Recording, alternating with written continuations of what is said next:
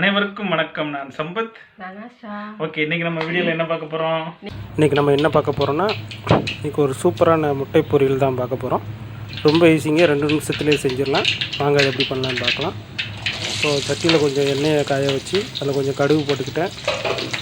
இப்போ ஒரு medium size வெங்காயம் 2 மிளகா நறுக்கி அதுக்குள்ளே போட்டாச்சு. வெங்காயம் நல்லா பாதி வதங்குற அளவுக்கு வதக்குங்க.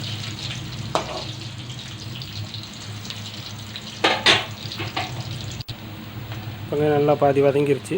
இப்போ ஒரு மீடியம் சைஸ் தக்காளியை நல்லா பொடி பொடியாக வெட்டி வச்சுருக்கேன். அதையும் உள்ளே போட்டுருவோம். போட்டி கிளறி விட்டாச்சு. தக்காளி கொஞ்சம் வதங்கட்டும். நீங்கள் சேனலுக்கு புதுசாக வந்தீங்கன்னா கீழே உள்ள ரெட் கலர் பட்டன் அழுத்தி சப்ஸ்கிரைப் பண்ணிக்கோங்க. கூட பக்கத்தில் உள்ள பெல் பட்டனையும் கிளிக் பண்ணிக்கோங்க. அப்போ தான் நான் போடுற வீடியோ உடனே கொண்டு உங்களுக்கு வரும். எனக்கு சப்ஸ்கிரைப் பண்ணி அனைத்து நண்பர்களுக்கும் நன்றி.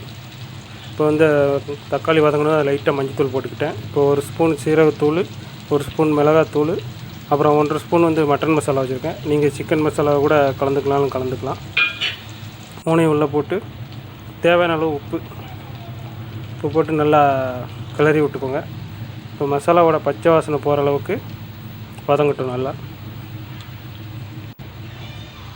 நல்லா வதங்கினதும் ஒரு 3 முட்டை எடுத்து அதுக்குள்ளே உடச்சி போட்டுக்கோங்க. போட்டாச்சு. போட்டு கிளறிக்கோங்க. நல்லா கிளறியாச்சு. சூப்பரான முட்டை பொரியல் ரெடி. இது வரைக்கும் வீடியோ பார்த்த உங்கள் அனைவருக்கும் நன்றி.